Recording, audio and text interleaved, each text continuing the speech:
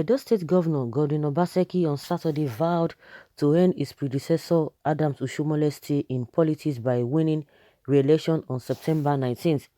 Obaseki made the remarks during the closing moments of the People's Democratic Party campaigns in Oredo local government. Obaseki said the election, which is scheduled for September 19th, is about contesting with Oshomole, who he said has failed to respect Benin people.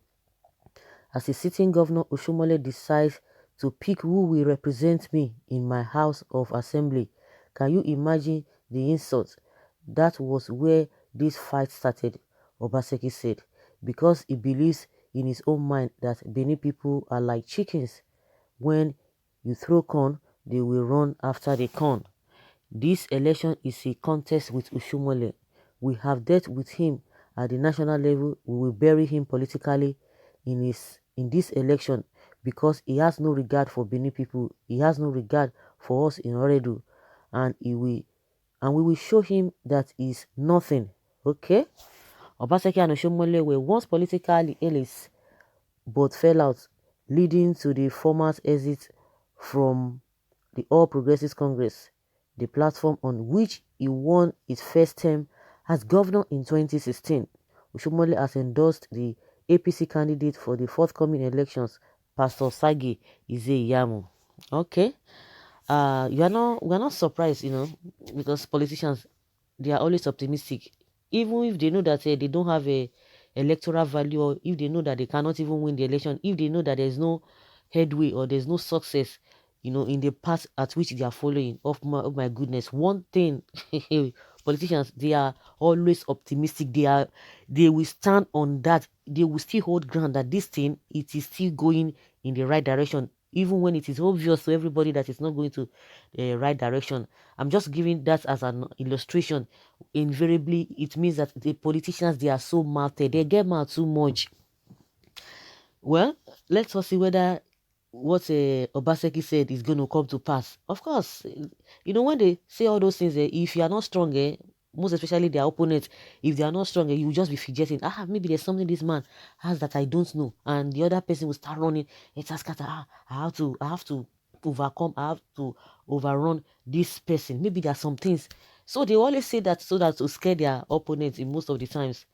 And when you see somebody who does not even have generally somebody who has never even contested for an election, and he wants to contest with somebody who has been in politics for over maybe over decades or so, they will still be telling you that they are going to win this person. That forgets all these experiences that the person has gathered. That for the fact that they themselves have not gathered any experience, that forget it, that they are going to win. You just be like, if the experienced politician is not even careful, he will just be afraid that maybe there's something this person knows, or there are things that is depending on that he might not know. But no, those are the strategies. When Obaseki was talking, of course, he might have his own way of doing things, but I just believe that he has to say something. He has been doing well in his own way, because it is because of the rancor between himself and Oshomole. That's why we are hearing all of this. And I said a lot of things. There's some things that these people cannot even come out to tell us. And I asked that question when people talk about Obaseki being an ingrate, being a betrayer, that Oshomole helps him and did all of that. I said before Oshomole could stand his ground that it must be this man. Forget the alliance with his alliance now with Ize-Iyamu, because we know the reason why they did that. But as at that time, it was on a genuine ground that he was supporting Obaseki. Something should strike on the minds of the people that this man must have done something that Oshomole in his life can never forget. That Oshomole in his life can never forget. Obaseki must have done something for him to have stood to say, yes, this is the man that we go. Forget what we are hearing that he helped him, he did not do this, he did not do that. So what I'm trying to say invariably is that because of the rancor between the two of them, that's why we are hearing this. And this man is saying, oh, how can that happen? How can that happen? That what an insult that he wants to choose somebody that will be representing him. And that is why, and this is all about this godfatherism they've been talking about. But there's something that made Oshomole to stand for Obaseki, that yes, it must be this man in 2016. if not that Obaseki has done some wonderful or fantastic things for him. And it was in that regard, it was like praising him to high heaven, and he was saying the things just the way they are. That this man did this, Obaseki did this, Obaseki helped him, and all of that.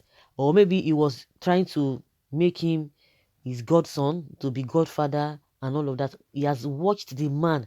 And I know it's a surprising thing to everybody that Obaseki could still be strong today, because people believed that he must have chicken out just like Ambode. That was exactly what everybody was thinking. And that was the, and I'm sure Oshomole must have been, it must have miscalculated that as soon as this man goes out, he will never go back to PDP, and PDP will not even give him that opportunity, or he might even not have that liver to even go. But unfortunately for him, this man is pulling through. Some people have said even if Obaseki does not win at the end of the day, at least he has fought a good fight. He has fought a good fight. So one thing I know is that you don't underestimate anybody. You don't underestimate anybody. But now he said, oh, we have dealt with him, at the center. Now this and this and that. We are going to bury him politically and all of that. Oba of Benin has already advised them.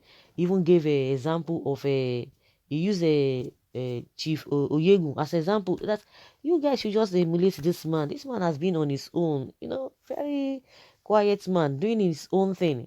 That is not a do or die affair.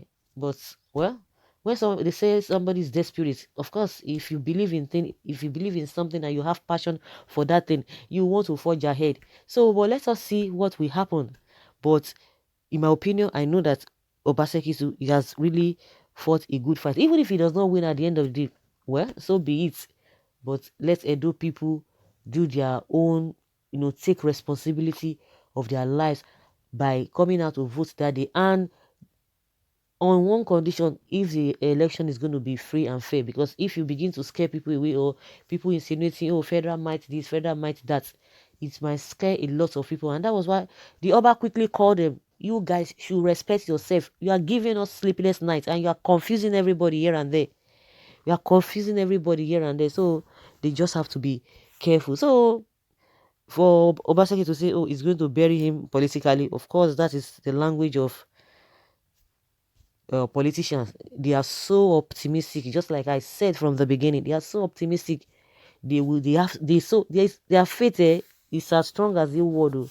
When it comes to election, when it comes to what comes out of them, when they are trying to reassure their supporters, so that their supporters will have faith in them. Because if you are not strong and your supporters are saying that, oh, you are weak, they will begin to like, oh, this person is not to be trusted. I think that's one of the things they that makes them to like, oh yes, we have to be strong. And some of them, they might believe in what they believe, but one thing I just know, that you can never take away from politicians, Nigerian politicians, let me just put that they are very, very optimistic. So guys, let's hear your opinion. Leave your comment below and let us know your thoughts on what Obaseki has said.